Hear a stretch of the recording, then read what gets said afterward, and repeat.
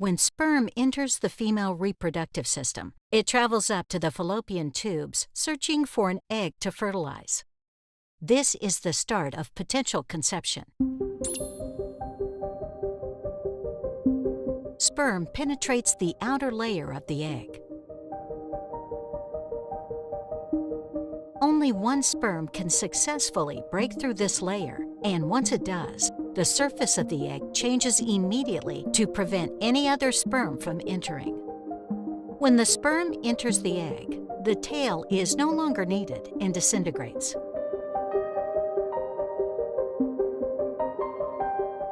The head of the sperm fuses with the egg. The sperm's nucleus, which carries the father's DNA, fuses with the egg's nucleus, which contains the mother's DNA. The genetic material from both mother and father combines to create a complete set of 46 chromosomes, half of which are inherited from each parent. This single cell, known as a zygote, is the first cell of the developing embryo. It carries all the genetic instructions necessary to form a new individual. The zygote begins a rapid process of cell division. It divides into 2 cells, then 4, then 8, forming a small, growing ball of cells. As the cells are dividing, gentle muscle contractions in the tube's walls and tiny hair-like structures called cilia propel the zygote along the fallopian tube toward the uterus.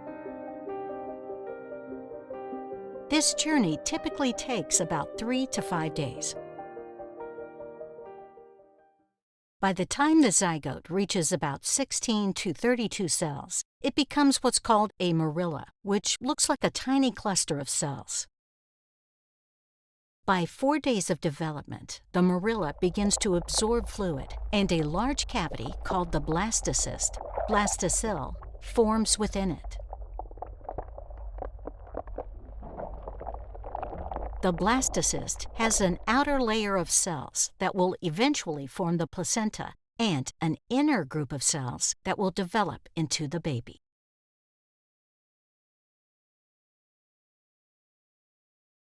When the blastocyst finally reaches the uterus by day 5, it hatches out of its outer membrane.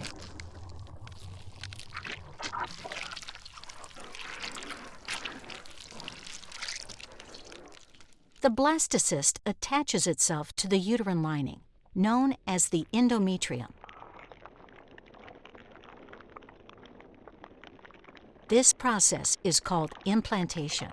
This allows the blastocyst to attach to the uterine wall, enabling it to obtain nutrients and oxygen from the mother's blood supply, supporting its continued growth and development. In rare cases, unusual events can occur during the early stages of cell division. The developing cell splits into 2 distinct groups, each with the same complete set of DNA from the original fertilized egg. These 2 groups of cells continue to divide independently, and each one will eventually develop into a baby. The exact mechanism that triggers the splitting of a zygote is not yet fully understood. Potential genetic factors, along with certain environmental influences, such as specific fertility treatments, may affect the likelihood of this occurrence. Identical twins can form at any point from the first couple of days after fertilization up to about 2 weeks. The split's timing determines how much the twins share within the womb.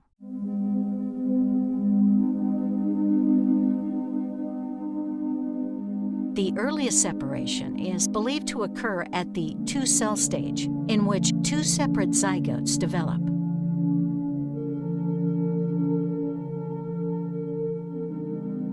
This early split leads to each twin developing separately, with its own amniotic sac and placenta. These are called dichorionic diamniotic twins. Each twin has its own environment within the womb. This is the most common and lowest risk scenario for identical twins. If the split occurs a bit later, 4 to 8 days after fertilization, usually after the marilla has developed into a blastocyst, these are called monochorionic D-amniotic twins, meaning they share one placenta but each has its own amniotic sac. This setup occurs in most identical twin pregnancies and results in the twins having a shared blood supply, but separate pockets in the uterus.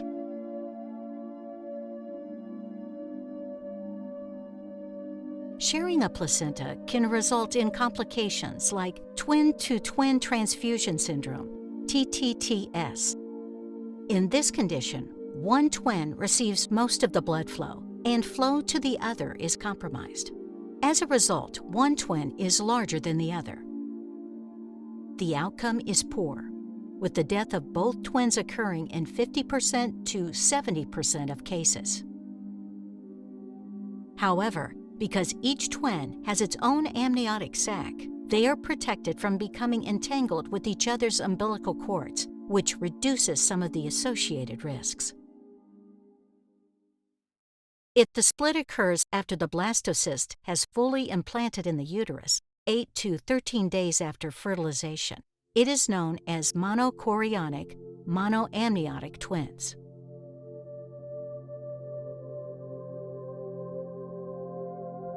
This arrangement is more complex because the twins share not only a placenta and blood supply and the high risk of TTTS syndrome, but they also share the amniotic sac.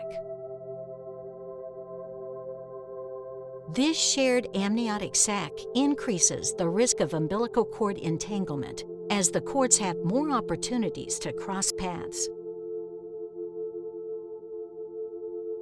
In extremely rare cases, the split occurs even later, between day 13 and day 15.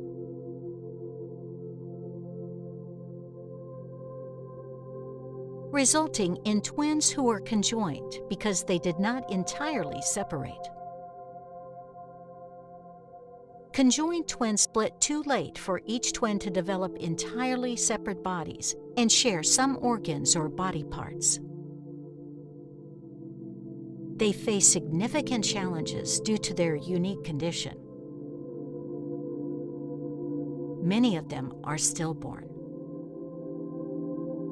Of those who survive, around 35% only live a few days after birth due to complex health issues.